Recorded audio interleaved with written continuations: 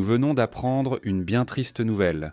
Le décès d'une icône américaine, Muhammad Ali, la légende de la boxe plus grande que nature, est morte à l'âge de 74 ans.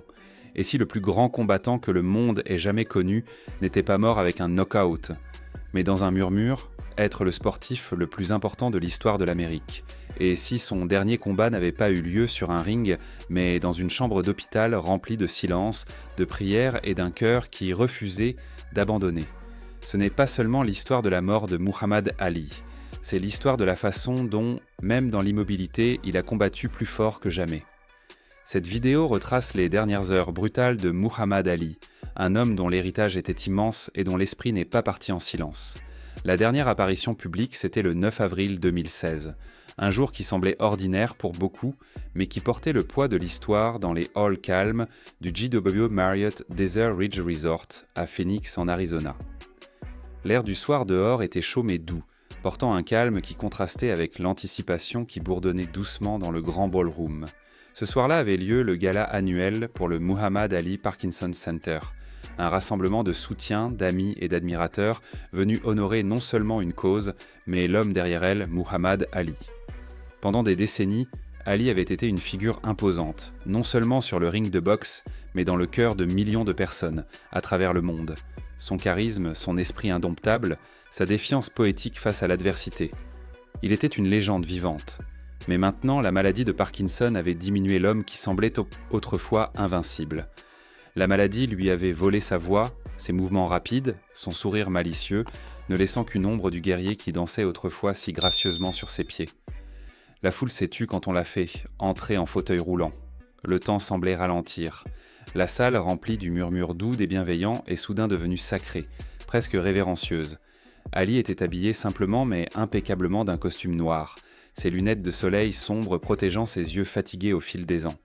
Son corps était presque immobile, soutenu avec soin dans le fauteuil, les mains posées calmement sur les accoudoirs, ni serré de colère, ni agité d'énergie nerveuse, juste l'immobilité. Une immobilité profonde qui portait le poids d'une vie de combat dedans et dehors du ring. Il était clair pour tous les présents que ce n'était plus l'homme qui dansait et provoquait ses adversaires avec une bravade effortless.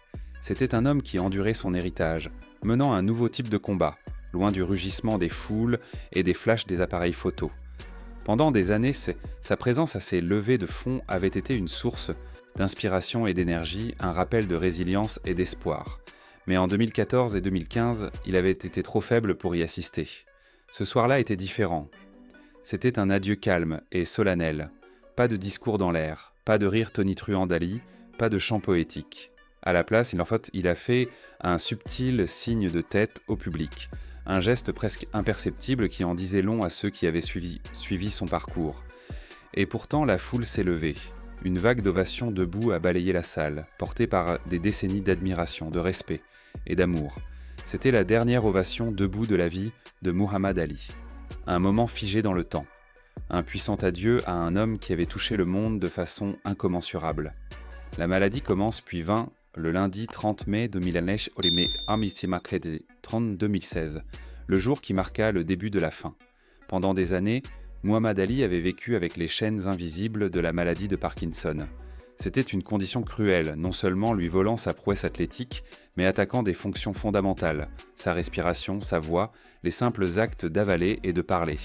Au fil du temps, ces symptômes allaient et venaient, souvent cachés derrière l'extérieur dur qui avait autrefois dominé les arènes de boxe mondiale. Mais ce lundi-là, quelque chose a changé. Les changements subtils sont devenus plus alarmants. La respiration d'Ali est devenue laborieuse. Chaque inspiration semblait un combat en soi. Sa poitrine se serrait douloureusement, une constriction qu'aucune volonté ne pouvait surmonter. Pourtant, il n'y a pas eu de moment dramatique, pas d'effondrement soudain au sol, pas de course frénétique aux urgences avec sirènes hurlantes dans les rues. À la place, seulement une réalisation calme et solennelle parmi sa famille et ses soignants que quelque chose n'allait pas et que c'était sérieux. Ses médecins ont rapidement conseillé qu'il soit admis à l'Honor Health Scottsdale Osborne Medical Center. Cette nuit-là, Ali a été amené, classé en conditions stables. Il y avait un optimisme prudent parmi ceux qui l'aimaient vendre, l'espoir que ce n'était qu'une autre infection respiratoire, un revers temporaire. Après tout, Ali avait survécu à bien pire. Le porte-parole de sa famille, Bob Gunnell, a publiquement fait écho à cet espoir, rassurant le monde. Nous nous attendons à ce qu'il rebondisse. Muhammad a rebondi tant de fois auparavant. Nous nous attendons à ce que ça arrive cette fois. Pourtant, derrière ces mots, la vérité était plus compliquée. Sous la surface de l'espoir, une inquiétude buane s'installait, parce que cette fois, Ali ne répondait pas au traitement comme par le passé. Le combat en lui, si féroce et endurant, commençait à s'affaiblir. Le plus grand boxeur du monde affrontait son adversaire le plus dur, une maladie implacable qui ne montrait aucune pitié. Une histoire de déclin. Pendant plus de 30 ans, Muhammad Ali avait mené des combats bien plus redoutables que n'importe quel adversaire sur un ring de boxe. Son plus grand défi n'était pas une question d'habileté ou de vitesse, mais d'endurance contre un ennemi implacable dans son propre corps. C'est en 1984 que le monde a appris d'Ali lui-même la nouvelle dévastatrice qu'il avait été diagnostiqué avec le syndrome de Parkinson. Cette révélation est venue seulement 3 ans après son retrait du sport qu'il avait défini. Le sport où il avait électrisé des millions avec ses réflexes fulgurants et sa bravade poétique. Au début, les symptômes sont arrivés subtilement. Les mains qui flottaient autrefois comme des papillons tremblaient maintenant imperceptiblement, presque comme un secret murmuré de l'arrivée de la maladie.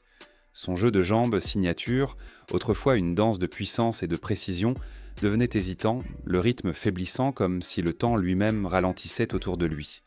Sa voix, qui avait tonné dans des arènes bondées et sur les ondes mondiales, s'adoucissait progressivement jusqu'à n'être presque qu'un fantôme de son tonnerre passé. Au fil des ans, la prise de la maladie s'est resserrée. En 2014, Ali a affronté une grave pneumonie qui l'a conduit à l'hôpital. Bien qu'il s'en soit remis, sa récupération était l'ombre de sa résilience passée. L'année suivante, une infection urinaire a de nouveau menacé sa santé fragile. À chaque fois qu'il en sortait, la force qui avait fait de lui le plus grand était un peu plus diminuée. La famille et les amis qui avaient vu le lent effilochage murmuraient en calmement sur l'homme qui avait autrefois secoué le monde, maintenant luttant simplement pour avaler de la nourriture. Sa parole avait presque disparu, remplacée par le silence et des murmures. Le cadre du combattant invincible rétrécissait, comme s'il essayait de conserver chaque once d'énergie. Pourtant, à travers tout cela, il restait une chose que Parkinson ne pouvait réclamer, la volonté indomptable d'Ali. Son esprit, l'essence qu'il avait portée à travers des décennies de triomphes et d'épreuves, scintillait obstinément, refusant de s'éteindre. Cette ténacité était un phare pour ceux autour de lui, un rappel que l'homme combattait encore, même si son corps le trahissait. Derrière porte close, l'équipe médicale travaillait régulièrement, leurs conversations passant à un langage plus doux, plus prudent. Les traitements étaient modifiés et augmentés. Des tentatives pour soutenir ses organes défaillants et soulager la lutte pour chaque respiration. Les supports mécaniques pour la respiration étaient renforcés. Pourtant, aucune mesure n'inversait la glissade inexorable vers le déclin. Dans cet environnement fragile, un moment est arrivé. Un moment calme et privé où les médecins ont choisi de parler franchement à Lonnie Ali, sa femme et compagne indéfectible. À travers plus de 3 décennies d'amour et de loyauté, les mots étaient simples mais lourds de gravité. Son état ne va pas s'améliorer. Lonnie a accueilli la nouvelle avec un calme appris au fil des années de difficultés. Mais à l'intérieur, un puits profond de chagrin s'agitait. Elle avait vu le lent déclin de la vitalité de son mari au fil des décennies, un obscurcissement graduel de l'homme qui avait autrefois illuminé le monde. Mais ceci était une connaissance différente. Ceci était définitif. Des messages ont été envoyés, une chaîne de communication délicate aux membres de la famille, proches et lointains. Certains ont pu arriver rapidement. D'autres ont dû prendre des avions et se précipiter à travers les « miles », chacun portant le poids de ce que la convocation impliquait. Il n'y avait pas de distraction, pas d'étrangers autorisés.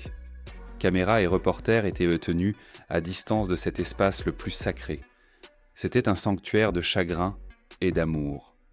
Le cercle autour de Muhammad Ali s'est rétréci, plus serré, plus intime. Les personnes qui comptaient le plus se sont rassemblées en solidarité calme, chacun retenant son souffle dans cette chambre où l'histoire et l'humanité convergeaient. La fin était proche, le cercle se rétrécit. Le vendredi calme du 3 juin 2016, l'hôpital lui-même semblait retenir son souffle. Dehors la chambre de Muhammad Ali, un rassemblement d'amis proches s'est formé, chacun partageant un silence collectif lourd de peurs non dites. Ils s'attardèrent dans la zone d'attente, un mélange de visages familiers, de décennies d'amitié et de loyauté. Beaucoup incapables de franchir le seuil et d'entrer dans le sanctuaire privé où Ali reposait. Parmi eux, John Ramsey, un homme dont le lien avec Ali s'étendait sur des années et d'innombrables souvenirs partagés dans leur ville natale de Louisville. Il était venu seulement après un appel de Lonnie, un autre confident proche, l'urgeant à être prêt. Mais même Ramsey savait que certains moments étaient des trop sacrés, trop intimes pour une intrusion. C'était une affaire très privée, a-t-il réfléchi plus tard, les mots portant le poids du respect et du chagrin. À l'intérieur de la chambre, l'atmosphère était à la fois tendre et tendue. Les enfants d'Ali s'étaient rassemblés, formant un cercle protecteur autour de l'homme qui avait autrefois incarné la force et l'esprit indomptable. Hannah, Mariam, Rachida et les autres, chacune luttant silencieusement avec la perte imminente. Leur visage, un mélange d'espoir et de heartbreak.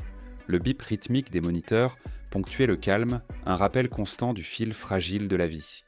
La poitrine d'Ali se soulevait et s'abaissait en patterns faibles et irréguliers, les respirations superficielles mais persistantes. Sa peau, autrefois vibrante et pleine de vie, avait pâli à une teinte presque translucide.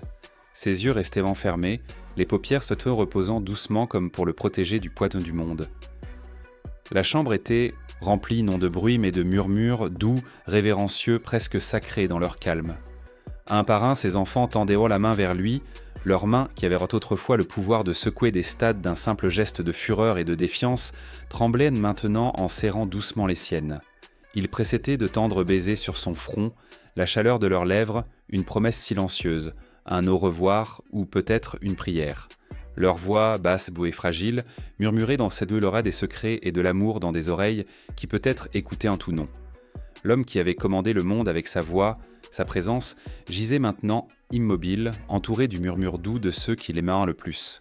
Pourtant, malgré l'immobilité, les moniteurs racontaient une histoire de persévérance calme. Son cœur continuait, régulièrement, défiante, contre toute attente. Le dernier combat.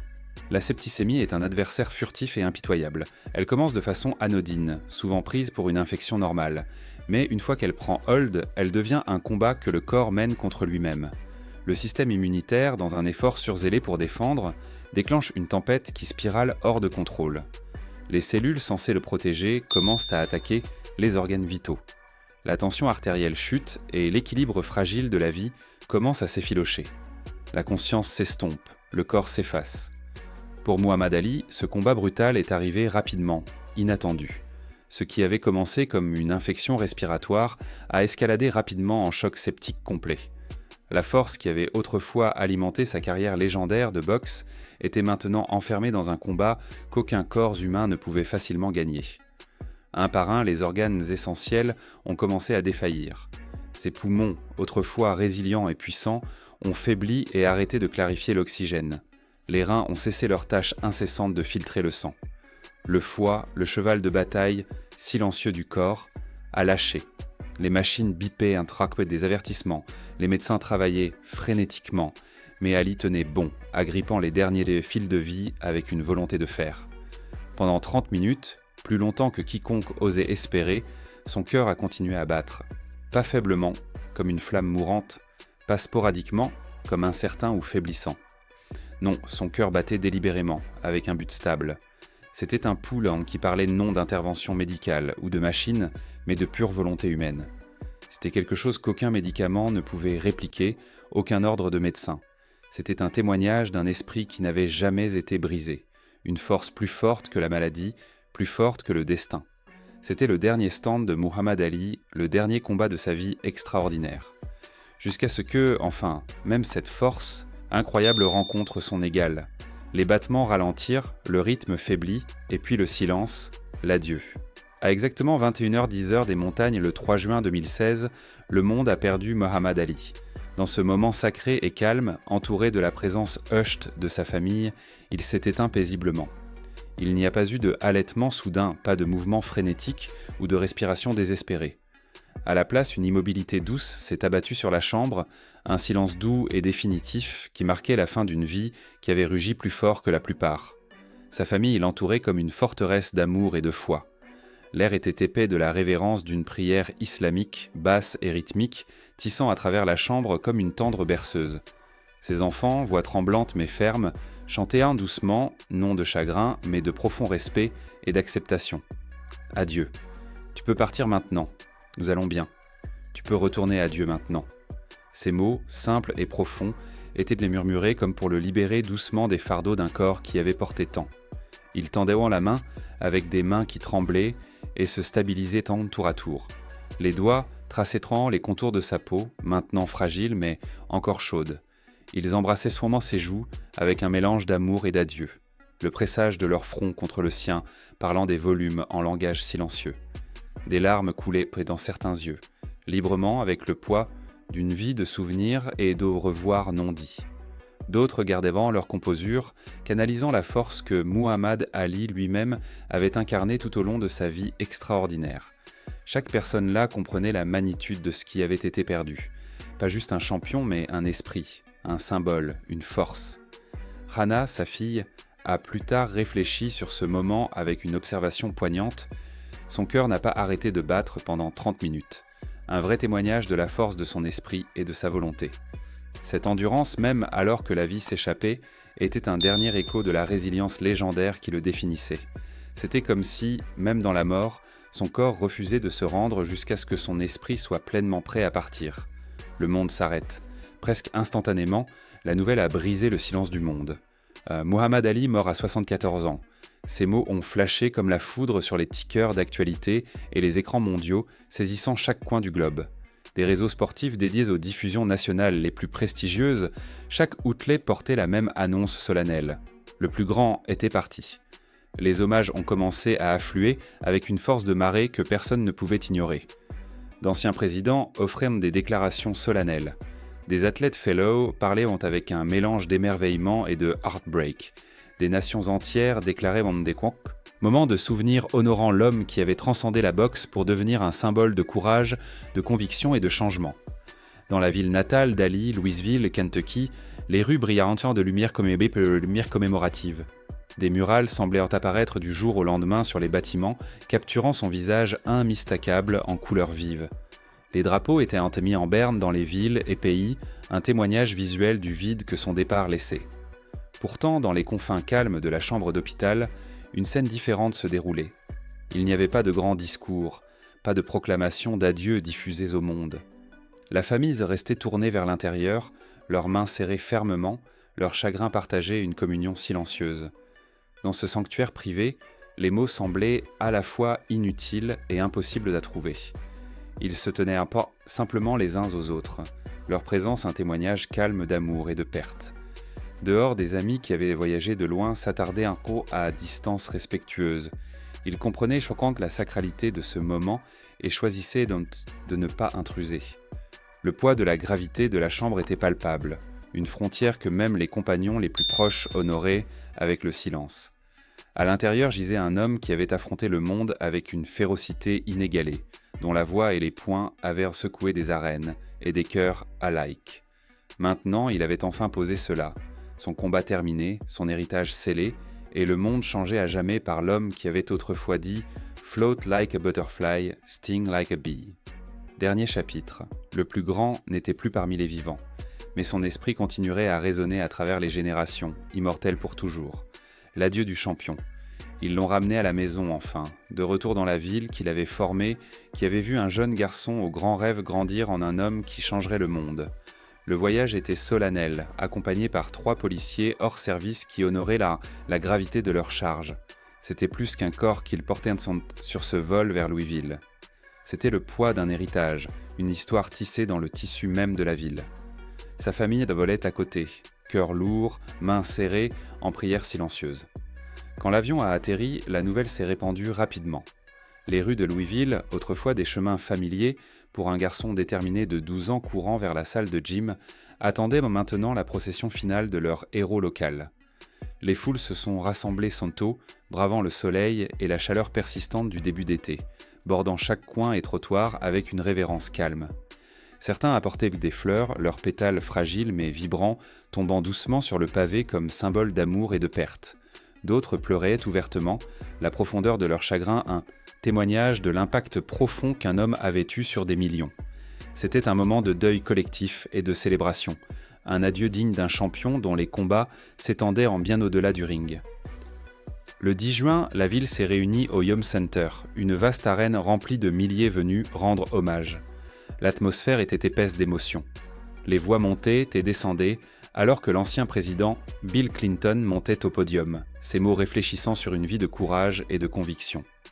Le comédien Billy Crystal offrait un hommage heartfelt, tissant humour et admiration d'une façon seulement lui pouvait, rappelant au monde la joie que Muhammad Ali avait apportée. L'éloge de Bryant Gumbel résonnait de profond respect, rappelant l'homme derrière la légende. Pourtant, au milieu de tous les discours, des grands hommages, aucun ne pouvait capturer l'immobilité profonde qui s'était installée pendant la veillée de la famille. Le silence parlait plus fort que n'importe quel mot. Plus tard, au cimetière de Cave Hill, le dernier chapitre a été écrit sous l'ombre d'arbres anciens qui se balançaient doucement dans la brise du Kentucky. Son cercueil, orné simplement et humblement, a été mis en terre dans le sol qui avait vu tant de son parcours. Ici, dans cet espace sacré, le monde appose pour respirer avec lui. Un dernier souffle d'air du Kentucky. Un moment final de paix. L'adieu du champion était complet.